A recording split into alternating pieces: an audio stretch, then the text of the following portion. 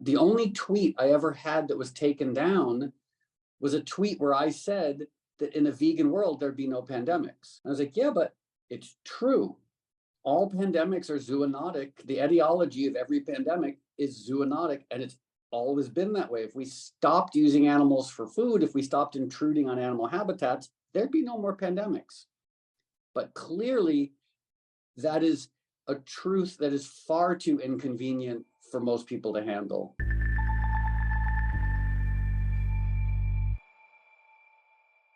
Hi, Moby. Hi, how are you? Good, good. It's great to have you here. Thank you so much for taking the time, and congratulations on getting the new movie out. Well, thank you. Yeah. So for anybody who may not have seen it yet, or for people who want to, summarize it to their friends to get them to see it as well, how would you describe the movie? Well, I mean, the title does kind of sum it up pretty succinctly. It's called The Punk Rock Vegan Movie, and it's a look at the history of punk rock and animal rights activism, because I've been a vegan now for 35 years, and a lot of my veganism and animal rights activism came from that early punk rock scene in and around New York City. And what I found is quite a lot of people, even in the animal rights community, weren't aware of the impact that punk rock had on the evolution of animal rights. And more than that, I just wanted to look at the underlying ethos of punk rock and how it lent itself to animal rights. The ethos of questioning and adhering to principles over commercial expedience, and having, moving forward with sort of like rational, principled integrity. And so the movie looks at those ideas, and I sort of presumptuously suggest to people that now would be a great time for a lot of people to rediscover those ideals. That's great. Thank you. Yeah, you're right. The title definitely gets you pretty far into the story. It's really fascinating, and really resonates. Just as an anecdote for myself, like I ran into animal rights first through the punk subculture when I was 15, like back in the day. So this is definitely a very interesting pattern, and kind of cross section of movements to look into. What do you think it was about punk specifically that made it so amenable to talking about animals? Do you think it has something to do with the allowing resistance of the status quo? I mean, yeah, the underlying idea of punk rock is skepticism and questioning everything. You question, when you first discover punk rock and you sort of embrace the world of punk rock, you question fashion, you question politics, you question everything. And for a lot of people, that also led to questioning food production, and fashion production. And obviously, once anybody spends even 5 seconds looking at food production, you realize that the production of meat and dairy, to state the obvious, is unbelievably unethical and destructive. Yeah. And if you're exploring alternative lifestyles, if you're a punk rocker and you're rejecting convention, you're rejecting established ideas, it becomes almost like a no-brainer that you would reject meat and dairy because of how it's produced. There's no one, I don't know anybody on the planet who is ethically okay with how meat and dairy is produced. And then the consequences, as we know, for climate change, for pandemics, for antibiotic resistance, for human health, for cancer, diabetes, heart disease, obesity. So anybody, I mean, really the bigger question that I keep wrestling with, and I'm sure you wrestle with, and I'm sure people watching are wrestling with, is why isn't the world vegan? Yeah. Everyone already agrees with us. No one wants to hurt animals. No one wants to destroy the environment. No one wants to hurt their health.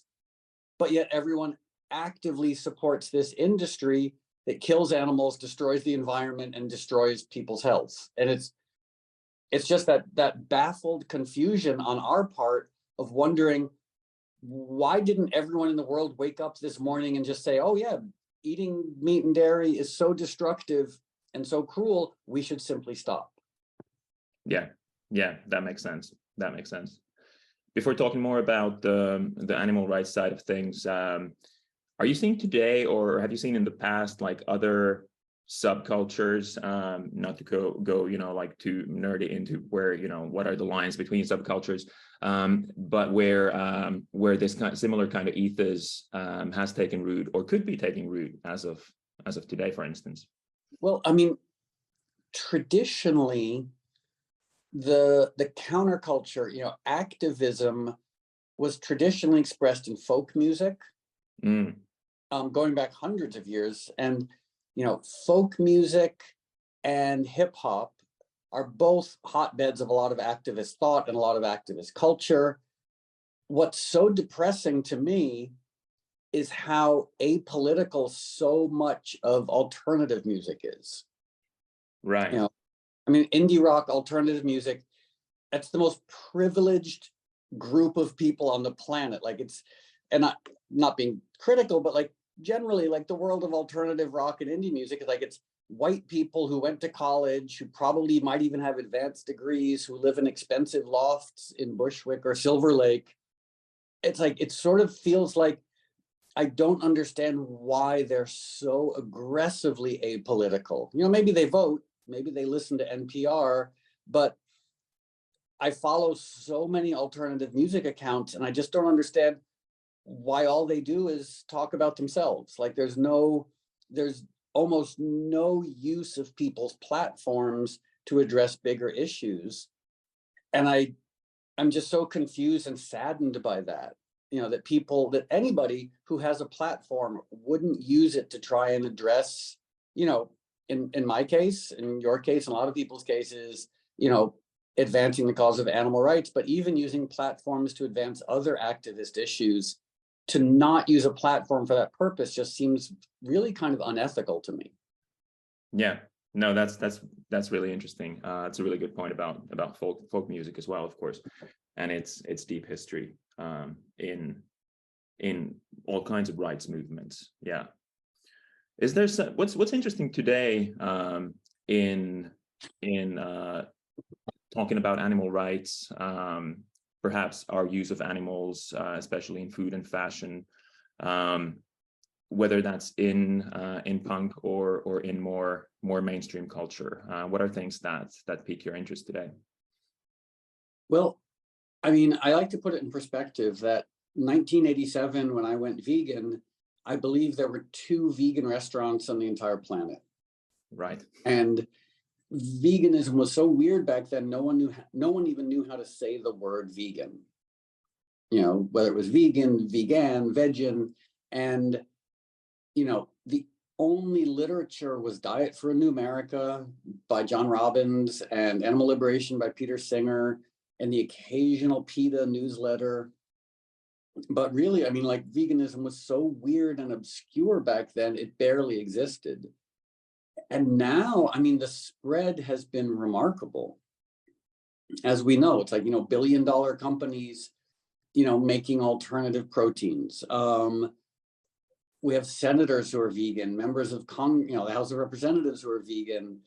It's just on and on. Like the spread has been so remarkable, but it's barely scratching the surface. Like on one hand, it's easy to be excited about how much spread there has been in the world of animal rights activism. But on the other hand, it's worth remembering 1 trillion animals are still killed by and for humans every year. So I guess it's that question, what's it going to take to actually start getting to the same tipping point that other movements have gotten to? Because to really state the obvious, every activist movement starts tiny and eventually changes the world. If we're talking about, abolition, if we're talking about suffrage, if we're talking about same-sex marriage, if we're talking about, I mean, on and on and on, this, these incredibly fringe ideas eventually become the norm, and that will happen with veganism. I just don't see any way in which humans can continue to produce food and fashion the way they're producing it. The bigger question is, will humans be around? The world will become like, humans will either disappear or become vegan. There really isn't another choice. Yeah. I definitely agree with you there. In more hopeful moments, it's clear that that the change will happen at some point, and maybe it doesn't even take hope. Maybe it's just a rational idea that at some point there will no longer be animals used in the human food systems. What are like some of the critical steps that we, as let's talk on the level of culture, on the level of like the discussion we have in the society, what needs to happen for us to move significantly in that direction? What do you think? I mean, it's a wonderful question, and as we both know, everybody in the animal rights community is constantly asking themselves, like, what can they do? Sure. We keep presenting people with information. First you go to people and you say, hey, you don't want to hurt animals. Here's an easy way not to hurt and kill animals. Stop hurting and killing them. Stop using them for food and fashion. And you would think that would reach people. And it does reach some people, but clearly 99% of people just ignore that message. And then you have, movies like What the Health or Forks Over Knives that say, hey, by the way, in addition to animal agriculture killing animals, it also is killing you. And you would think that the people who don't care about animals at least want to protect their health. And so you would think, okay, between people who care about animals and people who care about their health, at this point, the world should have been vegan. Clearly it wasn't. And then we advanced the idea of, well, animal agriculture is the third leading cause of climate change. It's the leading cause of rainforest deforestation. It's the leading cause of ocean pollution. So at this point, we're all so confused. We're like, well, we've given humanity all these reasons, all this evidence as to why we should stop using animals for food, but nothing changes. And then we finally bring out the last horse of the apocalypse, the pale horse, the pandemic horse, the antibiotic resistance horse. And we say, guess what? Pandemics are caused by intruding on the lives of animals. The only tweet I ever had that was taken down was a tweet where I said that in a vegan world, there'd be no pandemics. And I was like, but, and it got flagged and taken down. And I was like, yeah, but it's true. All pandemics are zoonotic. The etiology of every pandemic is zoonotic, and it's always been that way. If we stopped using animals for food, if we stopped intruding on animal habitats, there'd be no more pandemics. But clearly, that is a truth that is far too inconvenient for most people to handle. And the fact, as I mentioned, sorry for rambling on, but the fact that 90% of antibiotic resistance is a result of animal agriculture. And that's just a simple fact. You can go to the CDC website, the NIH website, simple. It's just not even a questioned fact. And so to your point, and then all of a sudden, vegan food becomes delicious. And we're like, hey, come to this vegan restaurant. You love the food. So now at this point, sorry for my long rambling diatribe, but we've shown to people that if you care about animals, you probably should not be torturing and killing them. If you care about your health, you should probably not be eating food that is torturing and killing you. If you care about the planet, you should not be supporting agriculture that destroys the planet. And if you want to prevent antibiotic resistance and pandemics, you should probably not support the industries that cause them. So what's left? And at this point, even the progressives, even AOC, Bernie Sanders, they ignore all this.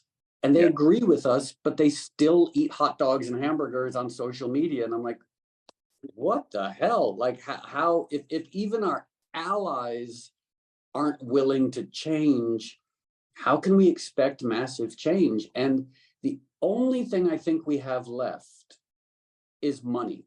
And what I mean by that is I really feel like one of the things that's going to change the system is figuring out how we tell people how much the current system is costing them.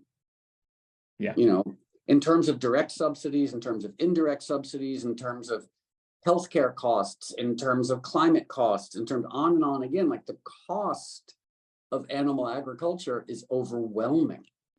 And I feel like, especially when you look at the role of subsidies, the fact that, you know, our tax dollars are subsidizing this industry that kills animals and kills us, there has to be a way to leverage that to get people to finally make some changes. Yeah. Yeah. No, that's wonderful. I think that's very powerful, and especially on the money point. But isn't also that's why punk was so powerful and is so powerful, in that it gives you it allows you to resist things that you see to be wrong. Like oftentimes apathy is not an option once you realize that you can resist and there are things worth resisting. Are we losing that ethos? Oh, I believe yes. And I think, like you say, that apathy is not an option, but yet the majority of people have chosen it. Right. So I feel, and it's not just apathy, like in a way, I don't think that people are choosing apathy. I think they're choosing the path of least resistance. And what I mean by that is, obviously, to change the way you eat, to change the way you approach the world, to change, you know, to live a principled life is lonely. It's, right. You know, it means that you probably aren't going to be invited to as many parties. And if you go to parties, you're not going to be able to eat with your friends. Like Thanksgiving rolls around, Christmas rolls around, and suddenly your family looks at you funny because you're not eating the food that they're eating.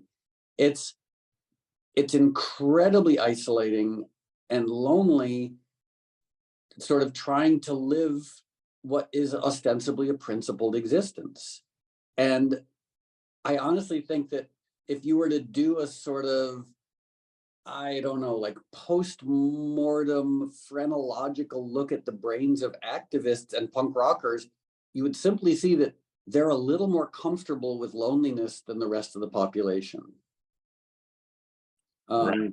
Because I definitely look at, like, I really think, like, people give all these reasons for why they're not willing to go vegan. The number one reason is they don't want to be isolated.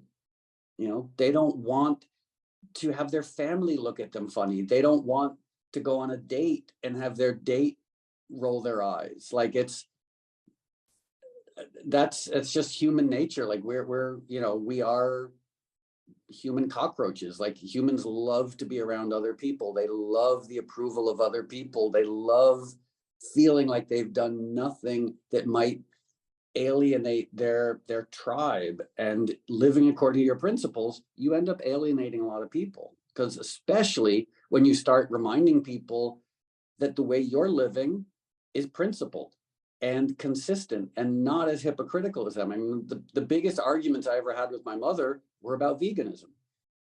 And she argued with me. I would just sort of sit there while she would get so upset because I was rejecting her food. And I would say, yeah, but you like animals. Why are you supporting a system that kills them? And she would just get so mad. And I'm sure you've had that experience. I'm sure lots of people have had that experience. People get really angry when you remind them of what the truth actually is. Yeah. Yeah, that's right. That's right. I think there's a little glimmer of hope there. I'd like to think that people wouldn't get mad at challenging their habits unless they had some inkling of they're doing something wrong, at least. That's a really nice way to look at it. Yeah, it's like, because clearly, like, the sociopaths, don't get mad when you confront them with their hypocrisy. If anything, like, you know, I'm sure, like, if you were to go to Donald Trump and Donald Trump Jr. and say, you're hypocrites, they'd be like, yeah, they're probably proud of it.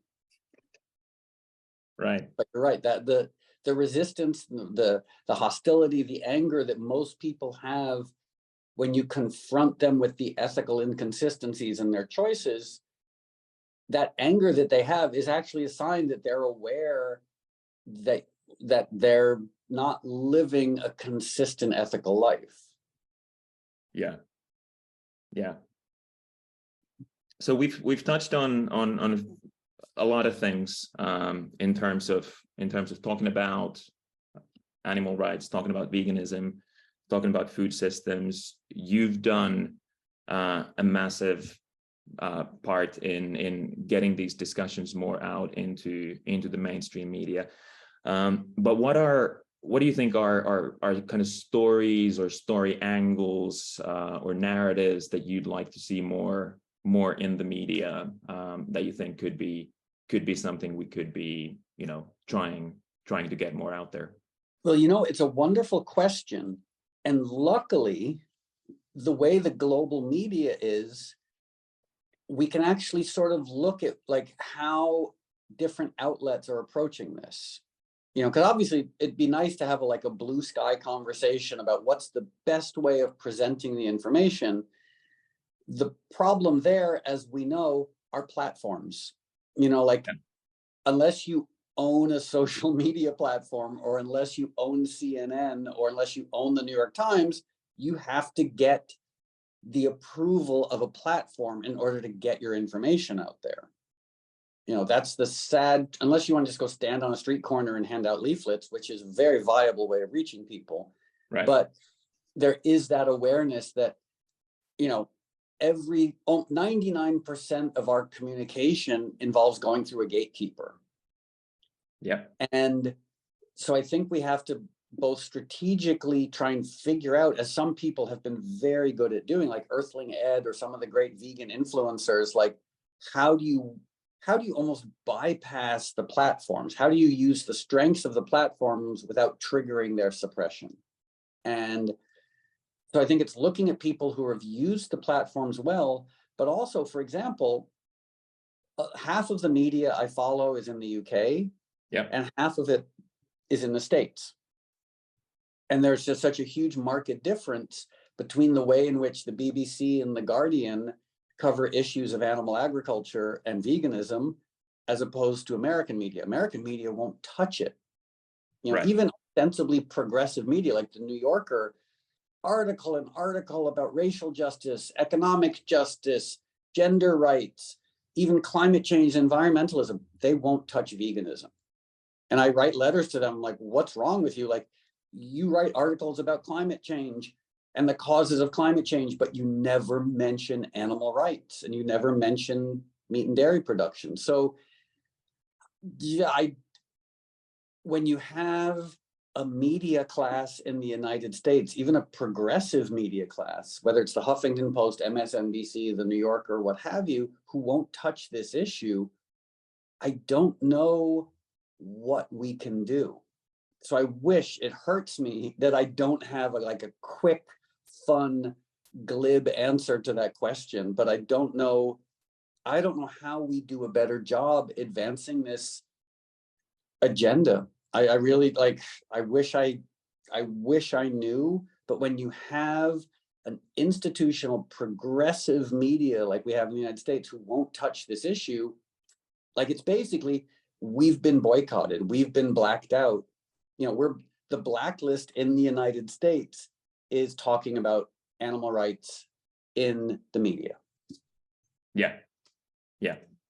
There is a lot of truth to that, for sure. In Sentient Media, we've seen some of that, quite a bit of that in action. Yeah. For sure. But again, just going back to like the UK, and then you look at the fact that the New York Times, the Washington Post, NPR, the New Yorker, Huffington Post, MSNBC won't really touch veganism and like the consequences of animal agriculture. But then you open up the BBC and they have article after article about it, and the Guardian article after article about it. And you're like, wow, how do they get it?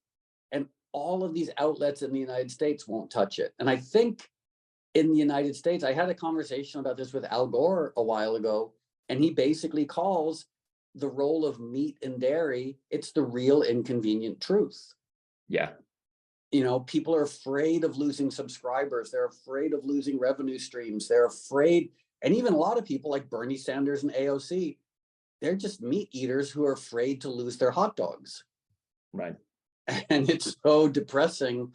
That's why, I mean, if I'm being like grim and honest, to me, the only solution is essentially a world without people. Like, you know, the way we create that, that world is being created by humans as we speak, but like, you know, a world without people is probably going to end up being a much better world than the world we've created. Yeah. Yeah. It is dizzying how much suffering we've managed to create and perpetuate within such a short period of time as well. Yeah, I mean, I almost feel like if there was a divine entity, the moment one human being tortured another human being, God should have just said, "That's it, wipe them, get rid of them. This is a bad species." Like, because other animals kill other animals, but usually for food or for like practical reasons. You know, like alligators tend not to take other alligators and put them in cages and torture them for decades. Right. You know, so humans are like the only species I know of, apart from house cats, who seem to delight in causing sustained agony and suffering. And for that reason, I'm kind of the opinion that maybe you know, like maybe it's time for humans to no longer be around. Right. Right. That could be a topic for another another call. It's such a lighthearted thing to say. Like, yes, if you ever really want to alienate your friends and not get invited to parties, just tell them that you're an anti-human who thinks that humanity is a curse that should be wiped off the planet. Right. There are some opinions and trends and patterns that support that for sure as well, and that is a discussion that's being, you know, had in academic philosophy, for instance. So it's not like a totally, you know, out of the blue fringe thing. Well, it's also yeah. it's so, sorry for interrupting, but it's also the most obvious thing on the planet. You know, like you look at everything humans do, and even when they try and solve a problem, they end up causing more problems. Like, humans are an overwhelming, destructive, horrifying, violent, entitled, terrible species. Like, all evidence points to that. And then people are like, oh, but you know, what about symphonies? I'm like, yeah, symphonies are nice. That's the exception. You know, what about art? Yeah, art's nice. That's the exception. Look at a freeway. Look at what humans create everywhere. You know, they pave over the natural world. They kill other animals. They kill each other. And everything they do ends up killing humans as well. Unless we figure this out, we don't have much time here. And I think that's not such a bad thing. Right. So for a young person who finds themselves a member of a destructive species and wants to do something to change the world into, if not a more compassionate place, at least a place with less suffering, what would you tell them? Oh boy. I mean, I would say become a master at social media while also figuring out how to become a billionaire and possibly running for president and inventing a new type of phenomenal alternative protein, and figure out how to be a great author who writes books that will actually reach people and get them to change. So they should ideally do all of those things at the same time. Right. That's a good set of the levers of change for sure. Yeah. That's perfect. But ultimately, it's like, if I had wanted, I mean, my suggestion to basically anyone was like, figure out how to become a billionaire, because the billionaires run the world. And right now, I mean, you look at Elon Musk. Elon and I were friends a long time ago. I don't know what the hell happened to him, but like if he wanted to end animal agriculture, he could. He could use all of his money and like do study after study, fund films, fund books, talk to politicians, reach everyone, and say, look, animal agriculture is destroying animals and destroying us. And instead, he buys Twitter so that anti-Semites and racists can have a platform. Yeah. Yeah. Those are some mislaid priorities there. One would think so, yes. Yes. With that note, but maybe perhaps rather with a note of your advice to the young generation who wanna get change done in the world. Thank you very much for taking the time to talk with us, and thank you very much for making that awesome film. Oh, thanks. And one thing I should mention about Punk Rock Vegan Movie is it's free.